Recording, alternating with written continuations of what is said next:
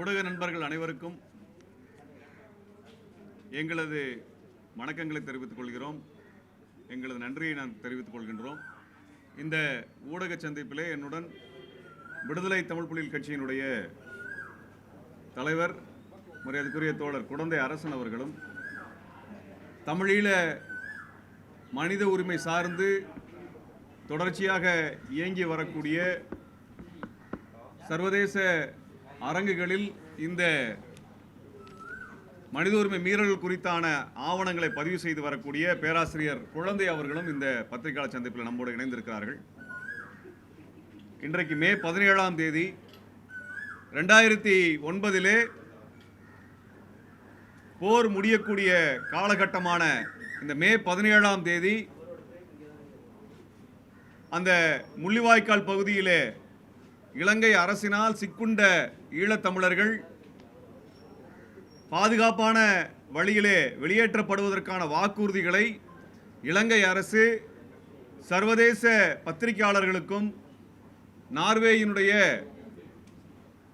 பார்வையாளராக இருந்தவர்களுக்கும் வாக்குறுதி கொடுத்த பிறகு வெள்ளை கொடியோடு அங்கே சிக்குண்ட மக்கள் வெளியில் வந்தால் அவர்களை நாங்கள் துன்புறுத்த மாட்டோம், அவர்கள் மீது தாக்குதல் நடத்தப்படாது என்று வாக்குறுதி கொடுக்கப்பட்ட பின்பும் கூட மஹிந்த ராஜபக்ஷ கோத்தபய ராஜபக்சேனால் அந்த வாக்குறுதி கொடுக்கப்பட்ட பின்பும் கூட மே 17ஆம் தேதி விடுதலை புலிகள் தங்கள் ஆயுதங்களை மௌனிக்கிறோம் என்று அறிவித்து இந்த மக்கள் வெளியேறுகின்ற சமயத்தில் இலங்கையினுடைய இராணுவத்தினால் தாக்குதல் நடத்தப்பட்டு மே 17, மே 18, மே 19 ஆகிய 3 தேதிகளில் மட்டும் 70,000 தமிழர்கள் முள்ளிவாய்க்காலில் படுகொலை செய்யப்பட்டார்கள். ஐநாவினுடைய நிபுணர் குழுவானது கிட்டத்தட்ட 40,000 படுகொலைகளை ஆவணப்படுத்தியது. இவ்வாறாக 3 நாட்களுக்குள்ளாக 40,000 70,000 பேர் படுகொலை செய்யப்பட்ட நிகழ்வு உலகத்தில் எங்குமே நடக்கவில்லை. அப்படி மோசமான அந்த 3 நாட்கள் இந்த மே 17ஆம் தேதியிலே துவங்குகிறது என்பதை அடையாளப்படுத்தும் விதமாக எங்கள் இயக்கத்திற்கு மே 17 இயக்கம் என்று நாங்கள் பெயர் வைத்தோம். அந்த வகையிலே 2009 இனப்படுகொலை முடிந்து கிட்டத்தட்ட 15 ஆண்டுகள் கடந்த பின்பும் கூட அங்கே சித்திரவதைகள், படுகொலைகள், பாலியல் வன்புணர்வுகள், காணாமல் ஆக்கப்படுதல் என்று தொடர்ச்சியாக நடந்து வருவதை ஐநாவினுடைய நிபுணர் குழுவிலே பங்கு பெற்றிருந்த யாஸ்மின் சூக்கா அவர்கள் சிங்கள பத்திரிகையாளர்களினுடைய கூட்டமைப்பாக இயங்கக்கூடிய ஜேடிஎஸ் என்று சொல்லப்படக்கூடிய பத்திரிகையாளர்கள் அமைப்பு மற்றும் காணாமல் ஆக்கப்பட்டவரினுடைய குடும்பத்தினருடைய அமைப்பு என்று பல்வேறு அமைப்புகள் இணைந்து தற்போது மே 8ஆம் தேதி ஒரு அறிக்கை வெளியிட்டிருக்கிறாங்க. ஒரு வாரத்திற்கு முன்பு வெளியிடப்பட்ட அந்த அறிக்கையில் கடந்த 5-7 வருஷத்துக்குள்ளாக, இன்றிலிருந்து ஒரு 5 வருடத்திற்குள்ளாக பார்த்தோம்னா அந்த 5 வருஷ காலகட்டத்தில் பல நூறு பேர் கடத்தப்பட்டிருக்கிறார்கள். வெள்ளை வேணிலே இலங்கை அரசினால், இராணுவ படையினரால், காவல்துறையினரால், சிறப்பு புலனாய்வு படையினர் கடத்தப்பட்டவர்கள் 123 பேர் என்று ஆவணப்படுத்தியிருக்கிறார்கள். இந்த 123 பேரில் பெரும்பாலானோர் இன்றைக்கு வெளிநாட்டிலே தப்பிச் சென்று வாழ்கிறார்கள். அப்படி என்றால் இலங்கைக்குள்ளாக எத்தனை கடத்தல் நடத்தப்பட்டது, எத்தனை பேர் சித்திரவதைக்கு உள்ளாக்கப்பட்டார்கள் என்கின்ற முழுமையான விவரங்களும் வெளியில் வரவில்லை. இவ்வாறாக கடத்தப்பட்ட 123 பேரிலே 51 பேர் பாலியல் வன்புணர்வுக்கு உள்ளாக்கப்பட்டிருக்கார்கள். அதாவது ரேப் செய்யப்பட்டிருக்காங்க. எவ்வளோ பேர்னா 51 பேர். யாரால் என்றால் இலங்கையினுடைய படையினரால், இலங்கையினுடைய காவல்துறையினரால், இலங்கை அரசினால் 51 பேர் பாலியல் வன்புணர்வுக்கு உள்ளாக்கப்பட்டிருக்கிறார்கள். அது மட்டுமல்லாமல் இவர்கள் கடுமையான சித்திரவதைக்கு உள்ளாக்கப்பட்டிருக்கிறார்கள். அதில் ஒருவர் என்ன சொல்றாருனால், அவரை கடத்தி கண்டு சென்றார்கள். அந்த காவல்துறை கடத்தி சென்ற பிறகு பெட்ரோல் ஊற்றி வைக்கப்பட்ட ஒரு பாலித்தீன் பாக்கெட்டிலே அவர் முகத்தை மூடி வைக்கிறார்கள். அவர் மூச்சு திணறலிலே அவர் இறந்து போகக்கூடிய நிலை வரும் பொழுது அந்த பாக்கெட்டை வெளியில் எடுத்து மறுபடியும் இதே சித்திரவதைக்கு உள்ளாக்கப்படுகிறார்கள். அதே போல இன்னொருவரை நீருக்குள்ளாக அமிழ்த்தி அவர் இறந்து போகக்கூடிய சூழல் வரும்பொழுது அவர் வெளியில் எடுப்பதும் பிறகு சித்திரவதை செய்வதுமாக செய்து கொண்டிருக்கிறார்கள். அதே போல மலை குழியின் வழியாக கம்பிகளை செலுத்துவது, மிக மோசமான கம்பிகளை, இரும்பு கம்பிகளை செலுத்தி அதை வேகமாக வெளியில் எடுக்கும் பொழுது ரத்தம் வெளியேறி அவர்கள் சித்திரவதைக்குள்ளாக்கப்படுவது. இது மட்டுமல்லாமல் சொல்ல முடியாத வகையிலே, இங்கே எங்களால் வெளிப்படையாக சொல்ல முடியாத வகையிலெல்லாம் பல்வேறு சித்திரவதைகள் பெண்கள் மீது நடத்தப்பட்டிருக்கின்றன. அங்கே ஆண்கள் உட்பட, ஆண்கள் பெண்கள் என்று பாகுபாடு இல்லாமல் அனைவருமே வன்புணர்வுக்கும் உள்ளாக்கப்பட்டிருக்கிறார்கள். இந்த ஆவணம் கடந்த வாரத்தில் வெளியாக்கப்பட்டிருக்கிறது. இது மட்டுமில்ல, கடந்த 2012-13 அங்கே மாத்தலை என்கின்ற பகுதியிலே மனித புதைக்குழி எடுத்திருக்கிறாங்க. நூற்றுக்கணக்கானவருடைய உடல் அங்கே புதைக்குழியிலிருந்து எடுக்கப்பட்டிருக்கிறது. அதற்கப்புறம் மன்னார் மாவட்டத்தில் 2 பகுதிகளில், தனித்தனியாக 2 பகுதிகளில் மனித புதைக்குழி எடுத்திருக்கிறாங்க. ஒன்றில் 80 உடல்கள் கிடைத்திருக்கின்றன. இன்னொரு முறை 2018 எடுத்த பொழுது அது 315 உடல்கள் எடுக்கப்பட்டிருக்கின்றன. இது அந்த பகுதியில் தண்ணீர் குழாய் போடுவதற்காக தோண்டப்பட்ட போது கிடைத்த புதைகுழிகளே தவிர மனித புதைகுழி இருக்கிறதான்னு தேடுறதுனால வந்ததில்லை. அப்படின்னா இன்னும் எத்தனை மனித புதைகுழிகள் இருக்கும் என்று தெரியவே இல்லை. இதில் அவர்கள் மாத்தலை பகுதியில் மனித புதைக்குழியை கண்டுபிடிச்ச உடனே இலங்கை அரசு வெகு வேகமாக அந்த மனித புதைக்குழியை தோண்டுவதற்கு ஆர்வம் காட்டினார்கள். காரணம், இது விடுதலை புலிகள் செய்த படுகொலையாக இருக்கலாம் என்று தோண்டினார்கள். ஆனால் தோண்டிய பிறகுதான் தெரிந்தது அது கருணா குழுவினாலும் இலங்கையினுடைய படையினராலும் சேர்த்து நடத்தப்பட்ட படுகொலைகளுடைய உடல்கள் என்று தெரிந்த பிறகு அந்த மனித புதைக்குழியை ஆய்வு செய்வதை நிறுத்திவிட்டார்கள். இவ்வாறு மனித புதைக்குழிகள் கண்டுபிடிக்கப்பட்டு கொண்டே இருக்கின்றன. இதில் நான் ஒரு தகவலை சொல்ல விரும்புகிறேன். 2008 போர் தொடங்கக்கூடிய சமயத்தில் மன்னார் மாவட்டம் அப்படின்னு சொல்லக்கூடிய மாவட்டம் எங்கே இருக்குன்னா, தனுஷ்கோடியிலிருந்து 17 கிலோமீட்டரில் இருக்குது. அந்த மன்னார் மாவட்டத்தினுடைய மக்கள் தொகை 2008 32,800 பேர். 32,800 பேர் அந்த மன்னார் மாவட்டத்தினுடைய மக்கள் தொகையாக தமிழர்கள் இருந்திருக்கிறார்கள். சரியாக ஒரு வருடம் கழித்து போர் முடிந்த பிறகு 2009 எடுக்கப்பட்ட மக்கள் தொகையிலே வெறும் 480 பேர் மட்டும் உயிரோடு இருந்திருக்கிறார்கள். ஒரு மாவட்டத்தினுடைய மொத்த மக்கள் தொகை 32,000 பேரில் வெறும் 400 பேர் மட்டுமே ஒரு வருட காலத்தில் உயிரோடு இருந்திருக்கிறார்கள். இதை நாங்கள் ஆவணமாக ஐநாவினுடைய சிறப்பு புலனாய்வு குழுக்கு நாங்கள் அனுப்பியிருந்தோம். எப்போனா 2009 அனுப்பியிருந்தோம். இந்த ஆவணம் இலங்கையினுடைய மக்கள் தொகை கணக்கீட்டிலிருந்து எடுக்கப்பட்ட ஆவணம். அப்படியாக மொத்தமாக எடுத்தோம்னா 1,46,000 பேர் படுகொலை செய்யப்பட்டிருக்கார்கள் ஒரு வருட காலத்திற்குள்ளாக. இது மட்டும் இல்லை, இந்த 15 வருடத்திற்குள் தமிழ்நாட்டினுடைய மீனவர்கள் கிட்டத்தட்ட 20 பேர் படுகொலை செய்யப்பட்டிருக்கிறார்கள். கிட்டத்தட்ட 20 பேர் படுகொலை செய்யப்பட்டிருக்கிறார்கள். இப்படிப்பட்ட ஒரு இலங்கை அரசை சர்வதேச விசாரணைக்கு நிறுத்துவதை மோடி அரசு வந்ததிலிருந்து தடுத்து கொண்டிருக்கிறார்கள். 2014 மோடி அரசு வருகிறது. 2014 இலங்கைக்கு எதிரான தீர்மானத்தை ஐநா மனித உரிமை அவையில் கொண்டு வருகிறார்கள், நகர்த்துகிறார்கள். அந்த ஐநா விசாரணையை முழுமையாக தடுத்தது மோடி அரசு, இந்திய அரசு. 2015 அந்த தீர்மானம் கொண்டு வரப்பட்ட பொழுது ஐநாவிலே நான் இருந்திருக்கின்றேன். ஐநாவின் மனித உரிமையில் நான் இருந்தேன், நேரடியாக பார்த்திருக்கின்றேன். அங்கே இலங்கைக்கு எதிரான விசாரணையை தடுத்து நிறுத்தியது இந்திய அரசாங்கம். 2015, 2016, 2017, 2018 4 வருடம் நான் அங்கே சென்றிருக்கின்றேன். அந்த இலங்கை குறித்த விசாரணை வரும்பொழுதெல்லாம் அதை தடுப்பதற்கும் அதை மட்டம் தட்டுவதற்குமான அனைத்து வேலைகளையும் செய்தது மோடி அரசு, இந்திய அரசு. 2018க்கு பிறகு நான் ஐநாவிற்கு செல்வதை தடுப்பதற்காக எனது பாஸ்போர்ட்டை அவர்கள் பிடுங்கி வைத்திருக்கிறார்கள். இன்று வரை அவர்கள் எனக்கான பாஸ்போர்ட்டை திரும்பி தரவில்லை. இங்கே சைதாப்பேட்டையில் இதற்கான வழக்கு நடந்து நீதிபதி அரசை கண்டித்த பிறகும் கூட எனது பாஸ்போர்ட் திரும்ப வழங்கப்படவில்லை. ஐநாவினுடைய மனித உரிமை அவையில் பங்கெடுப்பதற்காக அழைப்புகள் வந்த பொழுதும் கூட கடந்த 5 வருடங்களாக என்னால் பங்கெடுக்க முடியவில்லை.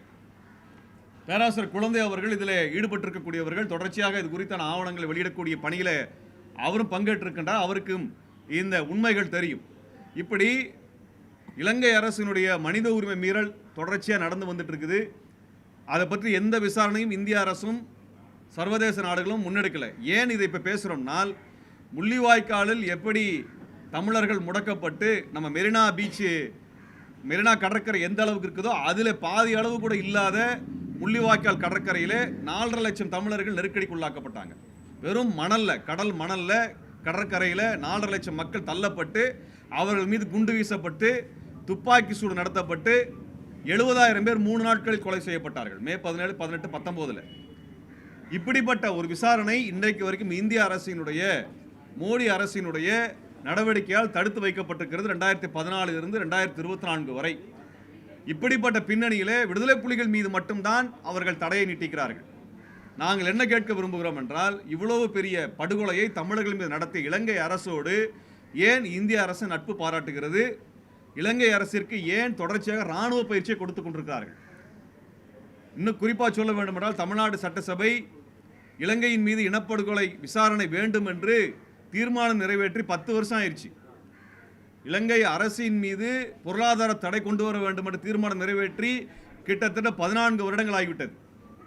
அது மட்டுமல்ல, தமிழீழத்திற்கான தனி வாக்கெடுப்பு, பொது வாக்கெடுப்பு நடத்தப்பட வேண்டும் என்று தமிழ்நாடு சட்டசபை ஏகமனதாக தீர்மானம் நிறைவேற்றிருக்கக்கூடிய சூழலை வைத்து தான் நாங்கள் அதை பேசுகிறோம். தமிழ்நாடு சட்டசபை நிறைவேற்றிய தீர்மானத்தின் அடிப்படையில் தான் நாங்கள் இந்த கோரிக்கையை முன்வைக்கின்றோம். இலங்கை அரசை சர்வதேச மட்டத்தில் ஒரு சர்வதேச விசாரணைக்கு ஏன் இந்திய அரசு கொண்டு வர மறுக்கிறது? ஏன் தமிழீழ மக்களுக்கான ஒரு பொது வாக்கெடுப்பை நடத்த மறுக்கிறார்கள்? இலங்கை அரசின் மீது பொருளாதார தடை ஏன் வரல? இதை செய்யாததுனால தமிழ்நாட்டு தமிழர்கள் 20 பேர் படுகொலை செய்யப்பட்டதற்கு யார் பொறுப்பு என்ற கேள்வி எழுப்புறோம்.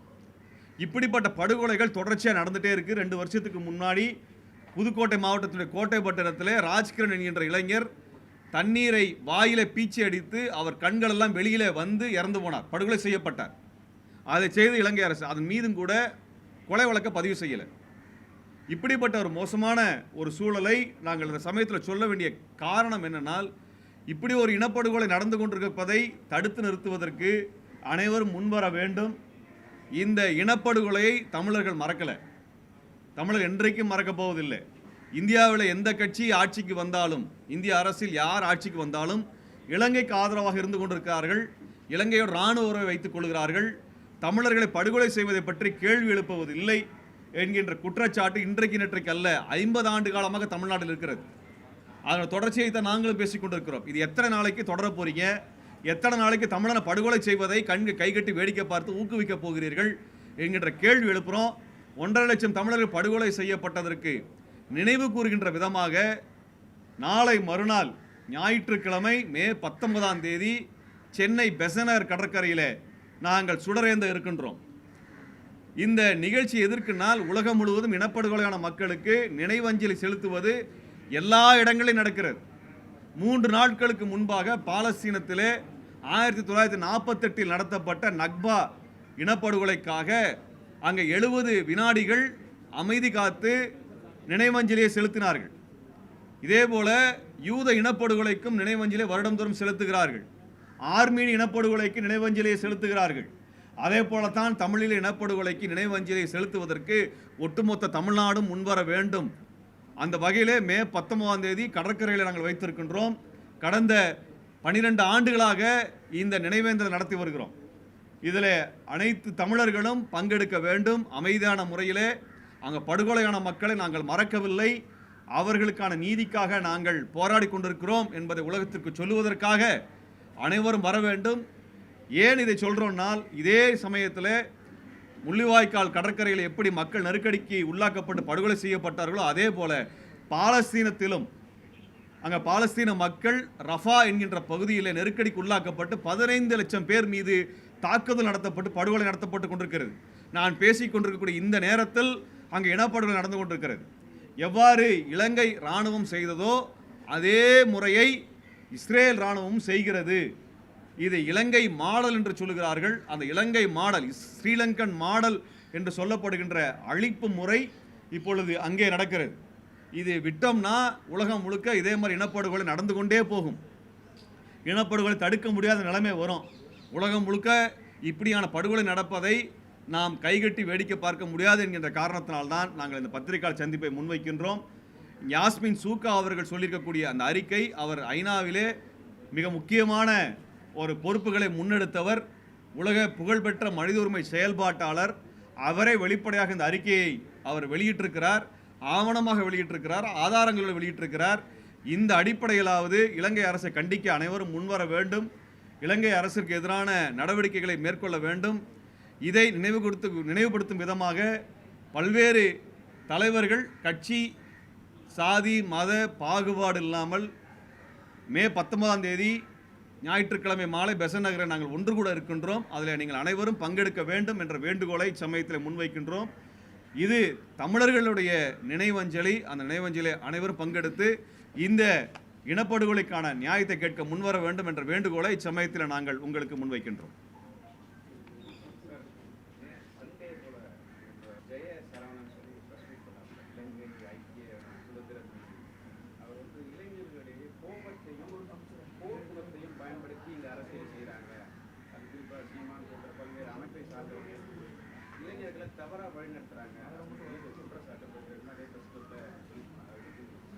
அவர் யாருன்னு தெரியல. கருணா பிரிவினுடைய கட்சி நிர்வாகி சென்னையிலே பத்திரிகையாளர் சந்திப்பிலே தமிழ்நாட்டிலே இளைஞர்களை தவறாக வழிநடத்தணும்னு சொல்றாங்களா?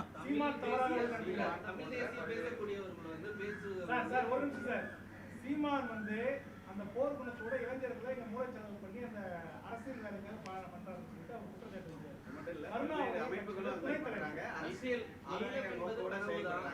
ஈழம் என்பது வந்து பிரபாகரன் அவர்களாலே கொண்டு வர முடியல. இவங்க தேவையில்லாம இலங்கை தமிழர்களை வந்து சீண்டி விட்டு அங்கே வந்து தேவையில்லாத ஒரு குழப்பத்தை ஏற்படுத்த பாக்குறாங்க, அரசியல் செய்யறாங்க, அரசியல் ஆதாயத்துக்காக இங்க வந்து அரசியல் பண்ணிட்டு இருக்காங்க அப்படின்னு சொல்லி குற்றச்சாட்டு முன்வைக்கிறாங்க. கருணா பிரிவினுடைய துணைத் தலைவர் வந்து தமிழ்நாட்டு குற்றஞ்சாட்டு சொல்லியிருக்கிறாரா?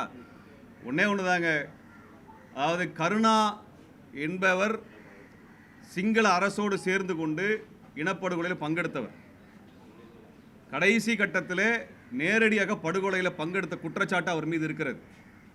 அங்கே மாத்தளை பகுதிகளிலே நடந்த மனித புதைகுழியிலே கருணா படையினர் தான் படுகொலை செய்திருக்கார் என்பது ஆவணமாக வெளிவந்திருக்கிறது. உண்மையாக சொல்ல போனால் அந்த கருணாவினுடைய பிரிவை சார்ந்தவர், அவர் துணைத் தலைவர் தமிழ்நாட்டுக்கு வந்திருந்தால் அவர் கைது பண்ணியிருக்கணும். ஏன்னா இலங்கை ஒரு போர்க்குற்றம் செய்திருக்கிறது என்று தமிழ்நாடு சட்டசபை தீர்மானம் போட்டிருக்கிறது. கருணா பிரிவை சார்ந்தவர் தமிழ்நாட்டில் சுதந்திரமாக எப்படி வர முடியும்? ஒரு படுகொலை செய்தவர், சர்வதேச படுகொலையை நிகழ்த்திய இந்த கருணா பிரிவை சார்ந்தவரை தமிழ்நாட்டில் கைது செய்திருக்க வேண்டும். முறைப்படி நடந்தால் அதான் நடந்திருக்கணும். அப்படி ஒரு படுகொலை செய்த ஒரு கும்பலை சார்ந்தவர் தமிழ்நாட்டினுடைய அரசியலை பற்றி பேசுவதற்கு எந்த யோகியதையும் கிடையாது. தமிழ்நாட்டுக்குள் எங்களுக்குள் 1000 கருத்து வேறுபாடுகள் என்பது வேறு.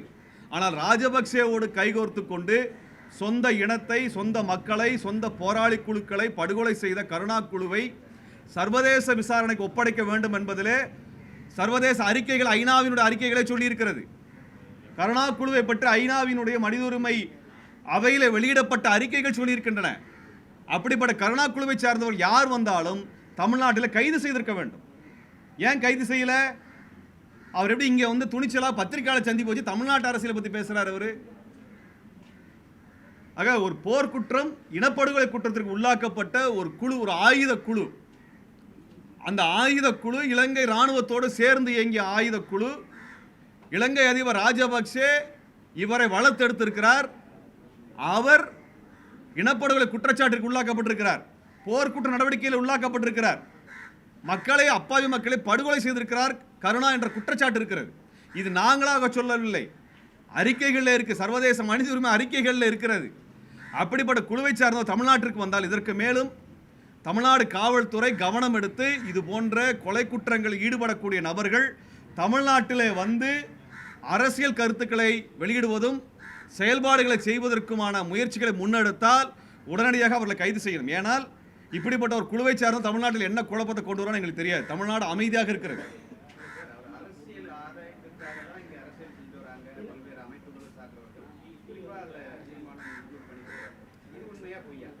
இல்லைங்க, முதல்ல ஒரு கொலையாளி வந்து மற்றவங்களுக்கு குற்றம் சொல்றதுக்கு முதல்ல கொலையாளியை பற்றி குற்றச்சாட்டை பேசணும்ல. முதல்ல கருணா குழுவே இல்லைங்க, அவரே ஒரு கொலை குற்றவாளி தானே. ஒரு கொலை குற்றவாளி என்ன வேணா போய் பேசலாம்ல. இலங்கை இந்திய அரசு துரோகின்னு கருணா சொல்றாருல்ல, அதுக்கு நடவடிக்கை எடுக்க சொல்லுங்க. இந்திய அரசு துரோகி என்று சொல்லி வெளிநாட்டிலிருந்து வந்து இங்கே பத்திரிகை சந்திப்பு நடத்துகிற கருணாவினுடைய குழுவின் மீது என்ன வழக்கை பதிவு செய்திருக்கிறார்? பேசுவதை தவிர தமிழ் அந்த ஈழ மக்களுக்கு என்ன செஞ்சாங்க அப்படின்னு ஒரு கேள்வி இருக்கு. ஈழத் தமிழர்களுக்கு போராட்டம் பண்ணது தவிர்த்து அரசியல் ஆதாயத்தோட செயல்படும். ஏன்னா இங்க வந்து அடி வாங்குறது நாங்க தான். ஆனா இங்க வந்துட்டு நீங்க நீங்க ஏதாவது கருத்து சொல்லிட்டு போயிருவீங்க. ஆனா இங்க பாதிக்கப்படுவது அஸ் அ பர்சனா நாங்க தான் பாதிக்கப்படுறோம் அப்படின்னு. நீங்க என்ன செஞ்சிருக்கீங்கன்னு கேக்குறாரு ஓபனா. இல்லைங்க, கருணா குழுவுக்கு பதில் சொல்ல வேண்டிய அவசியம் முதல்ல இல்லை. இருந்தாலும் இந்த கேள்வியில் இருக்கக்கூடிய சில விவரங்களுக்கு தெளிவாக சொல்லணும். தமிழீழத்தில் தான் விடுதலை போராட்டம் நடந்து கொண்டிருக்கிறது. அதுக்கான ஆதரவு களத்தை தான் தமிழ்நாடு வழங்கி கொண்டிருக்கிறது. தமிழ்நாடு என்பது ஆதரவு தளமாக இருக்கிறது. இன்னைக்கு பாலஸ்தீனத்தில் போர் நடக்குதுன்னா உலகம் முழுக்க போராட்டம் பண்ணுறாங்க. என்ன பண்ணுறாங்க? அமெரிக்காவில் போராட்டம் நடக்குது, ஐரோப்பாவில் போராட்டம் நடக்குது, தமிழ்நாட்டில் கூட நடக்கிறது. என்ன பண்ணுறாங்க? ஆதரவு பண்ணி போரை நிறுத்துங்கன்னா போராட்டம் நடத்துகிறாங்க.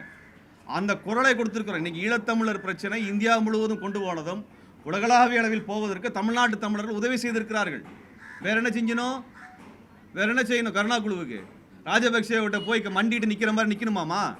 கருணா போய் நிற்கட்டும், அவர் போய் நிற்கட்டும், மண்டிட்டு நிற்கட்டும். அது அவருடைய பிழைப்பு. கருணாவை போல தமிழர்கள்லாம் மண்டிட்டு நிற்க மாட்டாங்க. தமிழ்நாடு என்ன செய்தது, தமிழர்கள் என்ன தமிழ்நாட்டு தமிழர் என்ன செய்தார் என்று கேட்பதற்கு எந்த யோகியதையும் கருணாவிற்கு கிடையாது. 15 வருடங்களாக தமிழ்நாட்டு தமிழர்கள் தான். தமிழ்நாட்டு தமிழர் அதாவது கருணா எந்த அமைப்பை சொன்னாலும் சரிங்க, தமிழ்நாட்டிலே ஈழத்தமிழர்கள் மீது நடத்தப்படுகின்ற படுகொலையை எதிர்த்து நாங்கள் போராட்டம் நடத்துவது தான் இந்திய அரசிற்கு அழுத்தமாக இருக்கிறது, இலங்கை அரசிற்கு அழுத்தமாக இருக்கிறது. வேற எதுக்கு அழுத்தமா இருக்குது? அது கருணா சொல்றதுக்கு எந்த யோகியதும் கிடையாது. அவர் வந்திருக்கதே வந்து அங்க நடக்க போற தேர்தலுக்காக ஆதரவு தேடி இங்க இருக்க அரசியல்வாதிகளை சந்திக்கிறது தான் அவர் வந்திருக்கதா சொல்லியிருக்காரு. அது போல வந்து வேல்முருகன் அவர்களுக்கு அப்பாயின்மெண்ட் வாங்கியிருக்கதா இருக்காரு. அவர் நிச்சயமா இங்க இருக்க தமிழ்நாட்டினுடைய தமிழ் தேசிய பெரியாரிய அமைப்புகள் இடத்துல எந்த ஆதரவும் கருணா பெற்றுவிட முடியாது. அதுக்காக சாத்தியம் இல்லை. முதல்ல தமிழ்நாடு காவல்துறை இந்த கருணா குழுவை விசாரித்து, அது ஏற்கனவே ஆயுத குழுவாக தான் நாங்கள் இயங்கி கொண்டிருக்கிறது, அந்த குழுவின் மீது நடவடிக்கை எடுக்க வேண்டிய தேவை இருக்கிறது. அதை முதல்ல செய்யுங்க. அதன் சமயத்தை சொல்கிற தமிழ்நாட்டுக்குள்ளார அவங்களுக்கு பேசுறதுக்கு எந்த யோகியதும் தமிழ்நாட்டில் மட்டும் இல்லை, இலங்கையிலையும் கிடையாது. அவங்களுக்கு ராஜபக்ஷ கிட்ட போய் நாங்கள் போய் மண்டிட்டு நிற்கிறோமா நீங்க கேட்டீங்க. அண்ணன் தொல்திருமாவளவன் கனிமொழி ஆகியோர் வந்து போருக்கு பின்னால் போயிருந்தாங்க, அவங்க மண்டிட்டு இல்லைங்க. ஒருத்தரை அதிபராக இந்தியாவினுடைய பாராளுமன்ற உறுப்பினர் குழுவாக சென்று சந்திப்பது வேற, ராஜபக்ச ராணுவத்தோட சேர்ந்துக்கிட்டு ராஜபக்ச கொடுக்குற துப்பாக்கி வாங்கி சுடுறது வேற. ரெண்டு வேற வேற.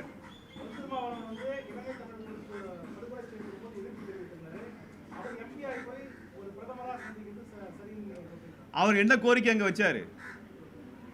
அவர் ராஜபக்சேடும் என்ன கோரிக்கை வச்சாரு? தமிழ்நாட்டினுடைய தமிழீழ தமிழர்களினுடைய இனப்படுகொலை சார்ந்த கோரிக்கையை வைப்பதில் எந்த தவறும் கிடையாது. இப்போ சர்வதேச அரங்குக்கு போகிறோம், பாலஸ்தீனத்திற்கும் இஸ்ரேல் சண்டை நடக்குது, பாலஸ்தீனத்தினுடைய பிரதிநிதிகள் இஸ்ரேல் பிரதிநிதி பார்க்கறது இல்லையா?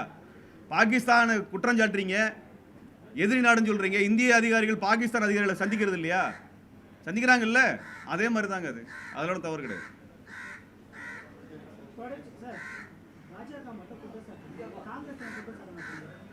காங்கிரஸ் தொடர்ச்சியாக குற்றம் சாட்டி தான் காங்கிரஸ் தமிழ்நாட்டில் வெற்றி பெற முடியாமல் 2014 தோல்வி அடைஞ்சது. அது செஞ்சது நாங்கள் தான். இன்றைக்கு யார் ஆட்சியில் இருக்கிறாங்க? 10 வருஷமா மோடி அரசு ஆட்சியில் இருக்குது, பாஜக ஆட்சியில் இருக்கு. காங்கிரஸ் தப்பு செஞ்சதுன்னா அதே தப்பை மோடி அரசு ஏன் செய்யுதுன்னு தான் கேட்குறோம். எங்களுக்கு ரெண்டு பேரும் மேலே வைக்கிறோம்.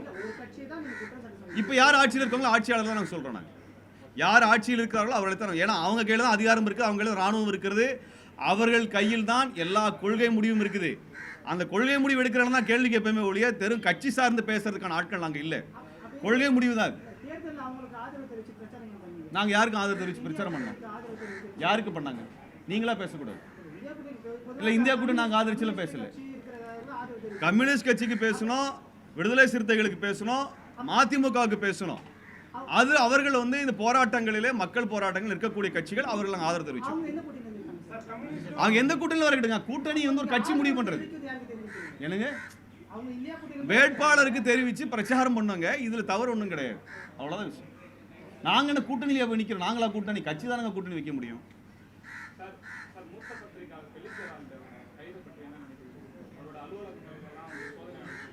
இதை குறித்து என் கருத்துக்கள் நாங்கள் தெரிவிச்சிட்டோங்க.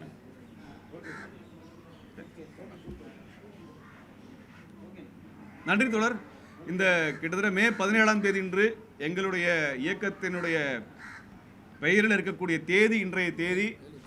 இந்த 15 ஆண்டுகளில் உங்களுடைய உதவி இல்லாமல் எங்களால் இந்த மனித உரிமை தகவல்களை உலகிற்கு எடுத்து சொல்லியிருக்க முடியாது.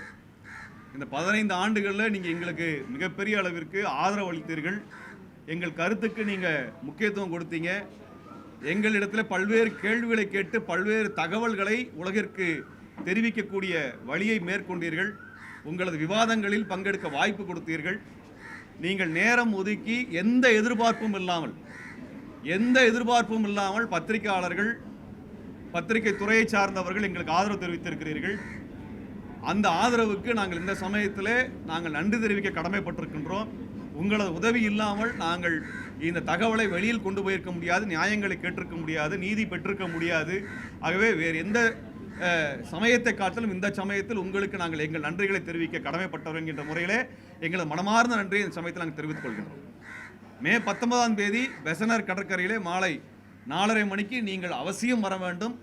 தமிழினத்தினுடைய அந்த வழியை உலகத்திற்கு சொன்னவர்கள் நீங்களும் அந்த நினைவேந்தலிலே பங்கெடுக்க வேண்டும் என்பதை இந்த சமயத்தில் வேண்டுகோளாக முன்வைக்கின்றேன். வாங்கிட்டோங்க, எல்லாம் வாங்கிடுச்சு.